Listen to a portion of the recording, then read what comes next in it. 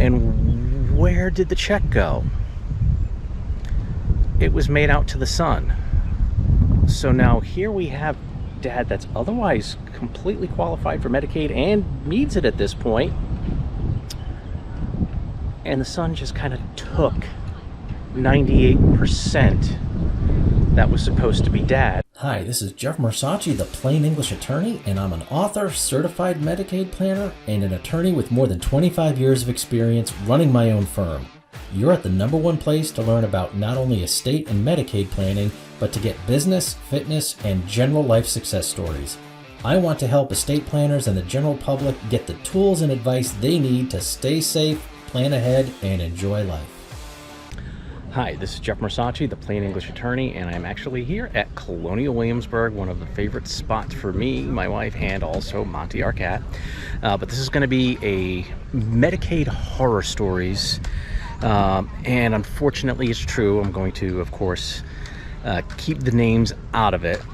Let's just say we've got dad, son, and daughter-in-law, and we actually put together a really good plan. We ended up having everything done precisely right, but this is one of those cases of a client just going rogue and not doing what they needed to do. Son and daughter-in-law have a house. Father took as much money as he could to buy 98% of the house because he's allowed to have a primary residence. So his interest went into the primary residence. So what did the son do with that money when he received it? You know, again, this was a transaction, no gift, no 5-year look back, none of that. It was a transaction with house being purchased 98% by the father. Well, son did the right thing that a son wants to do. He put it into an irrevocable family trust that we set up, so when dad passes on, whatever wasn't taken out by son and used by son for whatever reason, but probably to help dad, what's left would have gone to him and his brother equally, which was the estate planning wishes. Okay, great. That's perfect. No problems. There was then only about maybe $15,000 that needed to get spent down below the $2,000 mark if it was going to be for Medicaid, but he was already qualified for a VA benefit, and we went forward to get that.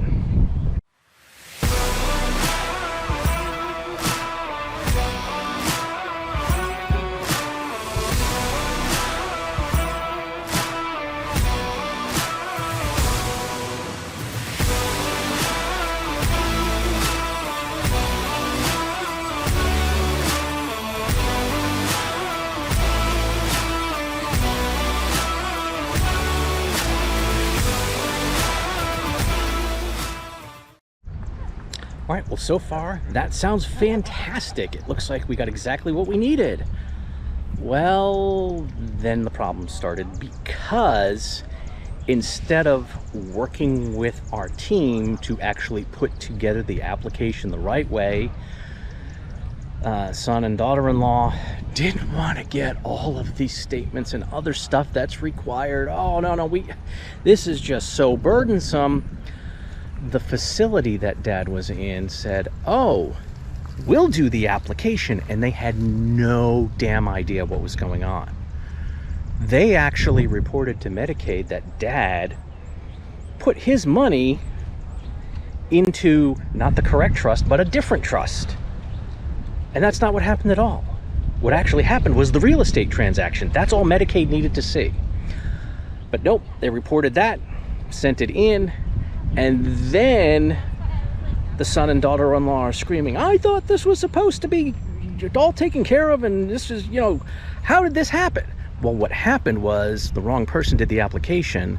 Our team should have been doing the application. You should have gotten them what they needed, and if they had done that, it would have been fine. It would have been all done and taken care of as soon as all of that money got spent down below $2,000, but they didn't coordinate with us. They, quote, went rogue. So that was the first problem, and it gets worse.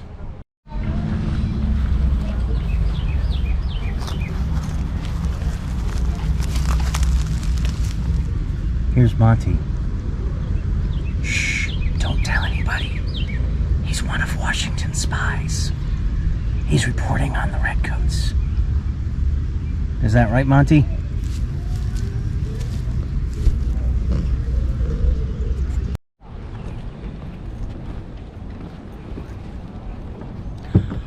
All right, so how did it get even worse?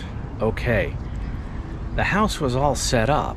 The money had been transferred to get that 98% of the house that Dad has as a primary residence. So, okay, that's an asset that Medicaid doesn't look at. Dad's in the facility. We start emerging from the pandemic. Things are loosening up, but the real estate market's going crazy.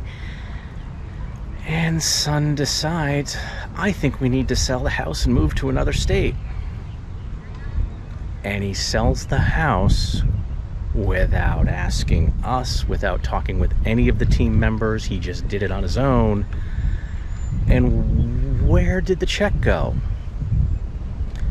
It was made out to the son. So now here we have Dad that's otherwise completely qualified for Medicaid and needs it at this point. And the son just kind of took 98% that was supposed to be Dad's, but now it's in cash. What's even worse is they made a lot of money on the sale, so now Dad is actually in a worse position cash-wise than we started this whole thing.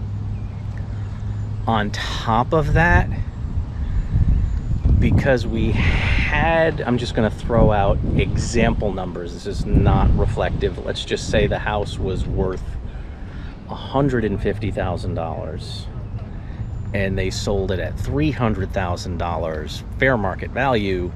That's $150,000 of gain. 98% of that $150,000 is subject to capital gains tax, and it's short term, and Dad did not live there 2 of the last 5 years, so now there's also a tax issue. And what does Medicaid say? Hey, we saw that this transaction happened with Dad, and that's fine, but now we're seeing the house was sold. Where's Dad's 98% of that sale price? So now we actually have to start the planning all over again with a different state. So what's the moral of the story? If you're going through the Medicaid process, you don't get to make decisions on your own what happens with major assets, and you don't deviate from the process that the team that knows what they're talking about is telling you to do. Do you have a question? Contact the team. Hey, we'd like to do this. What are the ramifications? All of this could have been completely avoided if they had actually worked with the team. So please, if you're going through the process and you're working with a team and you're trying to get Medicaid for a loved one to handle nursing home care, get the right team and then follow and do what they say. That's all there really should be to it. The hard stuff is for people like me and my team to handle, but you can't just go off and say, you know what, I'm going to sell this major asset, I'm going to do this because I want to, and I'm not going to talk with the attorney because he's going to tell me not to do it. Or I'm going to talk with the Medicaid planner because he's going to tell me not to do it. There are very good reasons, because now we have to start over with a different plan and we're actually in a worse position. Plus there's all those taxes being paid. All right, so I hope you found that story interesting, a good cautionary tale, and maybe some of the information in there is useful to you as well. But please, as always, stay safe, plan ahead, and enjoy life. And whatever you do, just make it a great day. All right, Monty, show us what you think of King George III. There we go. Good boy. We hope you found that information useful and easy to understand. To keep getting this great information, please like, subscribe, and turn on notifications. To get even more information more quickly, follow the links below to some of our free, no-obligation programs.